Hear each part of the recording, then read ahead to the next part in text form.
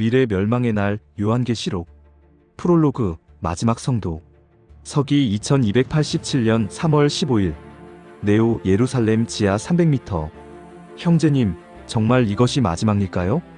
젊은 여성 사라의 목소리가 어둠 속에서 떨렸다. 그녀의 이마에는 성스러운 십자가 흔적만 있을 뿐 세상이 강요하는 표는 없었다. 노인 요엘은 낡은 성경을 품에 안고 고개를 끄덕였다. 지상에서는 인공지능 베리칩 시스템이 온 인류를 통제하고 있었지만 이곳 지하에서는 여전히 2000년 전 요한이 받은 계시가 살아 숨쉬고 있었다. 사라야, 주님께서 요한에게 보여주신 것들이 하나씩 이루어지고 있단다.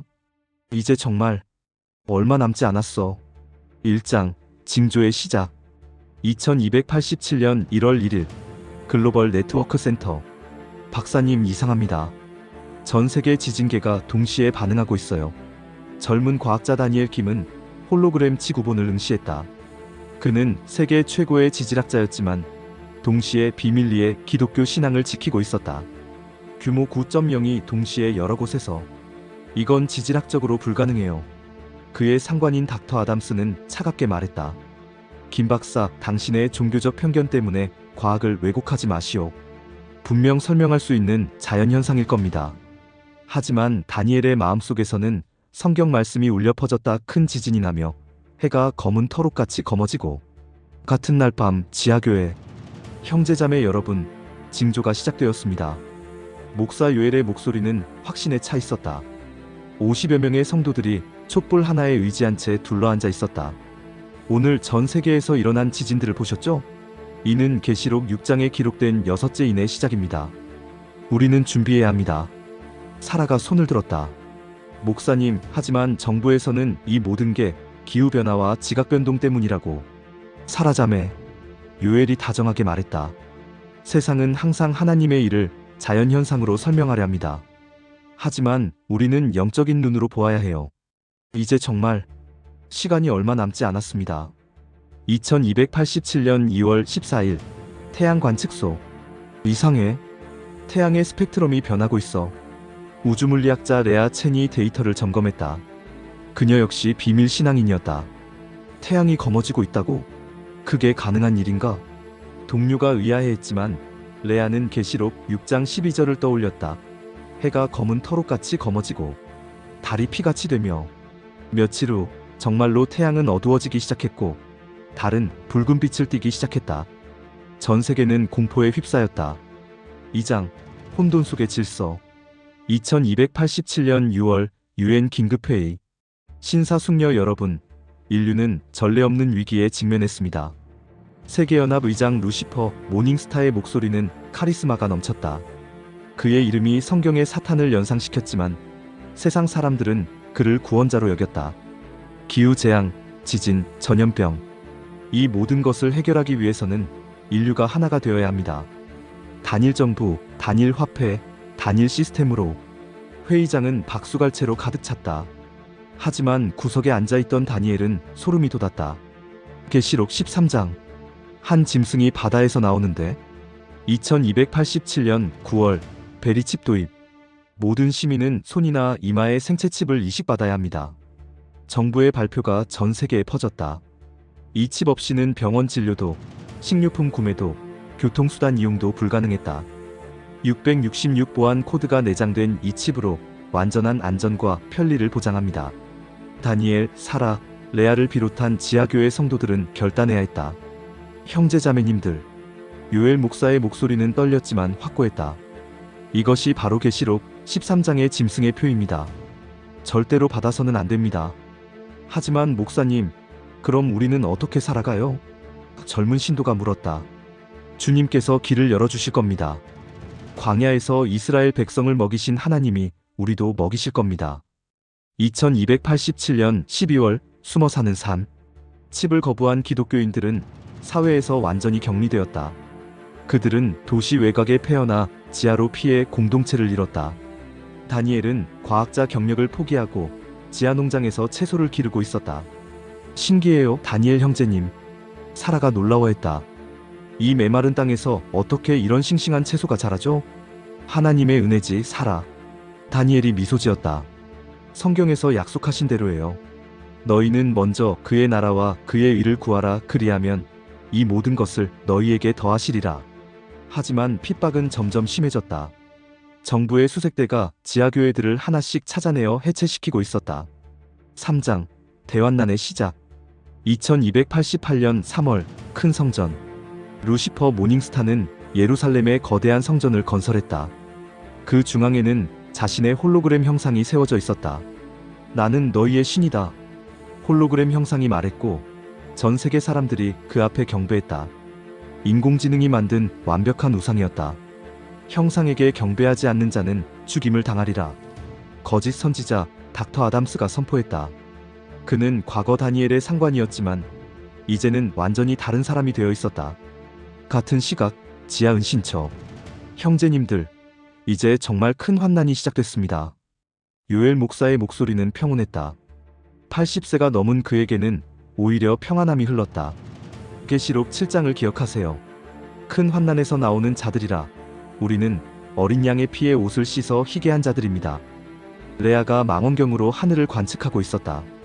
목사님, 별들이 떨어지기 시작해요. 정말 계시록 6장 13절 말씀 그대로예요. 2288년 7월 첫 번째 대접. 하늘에서 음성이 들렸다. 7 대접을 땅에 쏟으라. 첫 번째 대접이 쏟아지자 짐승의 표를 받고 그 형상에게 경배하는 자들에게 악하고 독한 종기가 생겼다. 이상해요. 베리칩을 받은 사람들만 병에 걸려요. 의료진들이 당황했지만 지하교회 성도들은 건강했다. 하나님의 보호하심이었다. 다니엘이 말했다. 이제 정말 하나님의 심판이 시작된 거예요. 우리를 보호해 주시는 주님께 감사드려야 해요. 두 번째, 세 번째 대접. 바다가 피같이 되어 모든 바다 생물이 죽었다. 강과 샘도 피가 되었다. 물이 없어요. 어떻게 해야 하죠? 사람들이 패닉에 빠졌지만 지하교회에는 신기하게도 맑은 물이 계속 샘솟았다. 사라가 무릎을 꿇고 기도했다. 하나님, 이 물이 어디서 나오는지 모르겠지만 정말 감사합니다. 당신은 광야에서 반석을 치셔서 물을 내신 하나님이시네요. 4장 마지막 나팔. 2288년 10월 7째 대접. 다 이루었다. 성전에서 큰 음성이 나왔다. 지금까지 본 적 없는 큰 지진이 일어나며 각 나라의 섬들이 도망가고 산들도 간데 없어졌다. 공중에서 큰 우박이 떨어졌는데 그 무게가 1달란트씩이나 되었다. 루시퍼 모닝스타의 왕국이 무너지기 시작했다. 전 세계의 도시들이 붕괴되고 베리칩 시스템도 먹통이 되었다. 이럴 수가. 내가 신인데. 모닝스타가 절규했지만 하늘에서 번개와 천둥이 그를 덮쳤다. 하늘이 열리다. 보라, 하늘이 열리고. 요엘 목사가 외쳤다.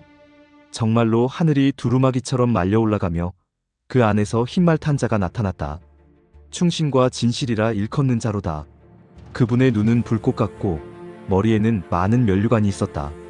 그분의 옷과 다리에는 만왕의 왕이요 만주의 주라고 기록되어 있었다. 다니엘이 눈물을 흘리며 말했다. 예수님, 정말 예수님이세요. 새 하늘과 새 땅. 심판이 끝난 후 이전 하늘과 이전 땅이 없어졌다.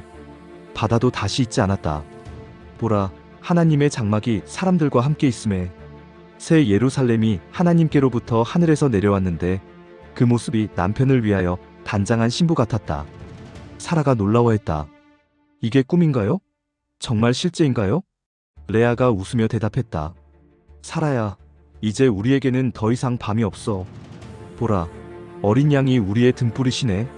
성 안에서는 하나님의 보좌와 어린 양의 보좌에서 나는 생명수가 수정같이 맑게 흘러나왔다. 강 좌우에는 생명나무가 있어 12가지 실과를 맺는데 달마다 그 실과를 맺고 그 나무 잎사귀들은 만국을 소성하기 위함이었다. 에필로그, 영원한 아침. 다시 저주가 없으며 하나님과 그 어린 양의 보좌가 그 가운데 있으리니. 이제는 영원히 젊어진 요엘 목사가 생명수 강변에서 성경을 읽고 있었다. 하지만 이제는 종이 성경이 아니라 마음에 새겨진 하나님의 말씀을 읽고 있었다. 다니엘은 새로운 과학을 연구하고 있었다. 하나님이 창조하신 새 하늘의 신비로운 법칙들을. 사라는 아름다운 찬양으로 온 성을 가득 채우고 있었고 레아는 새로운 별들의 영광을 관측하며 감탄하고 있었다. 형제자매님들, 요엘이 미소를 지었다. 우리가 환난 중에 믿음을 지킨 것이 정말 헛되지 않았죠? 네, 목사님. 사라가 대답했다. 이제 보니 그 모든 고난이 이 영광과 비교할 수도 없네요. 그때 보좌에서 음성이 들렸다. 보라, 내가 만물을 새롭게 하노라. 또 가라사대 이 말은 신실하고 참되니 기록하라. 나는 알파와 오메가요, 처음과 나중이라. 목마른 자에게는 생명수 샘물을 값없이 주리니 이기는 자는 이것들을 유업으로 얻으리라. 새 예루살렘에는 해나 달의 비침이 쓸데없었다. 하나님의 영광이 비치고 어린 양이 그 등불이 되시기 때문이었다. 그리고 그들이 하나님과 함께 세세토록 왕 노릇하리니 이는 영원무궁토록이었다. 주 예수여 오시옵소서. 아멘. 주 예수여 오시옵소서. 작가의 말. 이 소설은 성경 요한계시록의 예언이 미래에 어떻게 성취될지를 상상하며 쓴 픽션입니다. 하지만 그 안에 담긴 메시지는 진실합니다. 어떤 시대가 와도 어떤 기술이 발달해도 하나님의 말씀은 변하지 않습니다. 마지막 때에는 정말로 선택해야 할 순간이 올 것입니다. 편리함과 안전을 택할 것인가, 아니면 믿음을 택할 것인가. 그날을 준비하는 성도가 되시기를 기도합니다. 깨어있으라, 너희는 그날과 그때를 알지 못하느니라.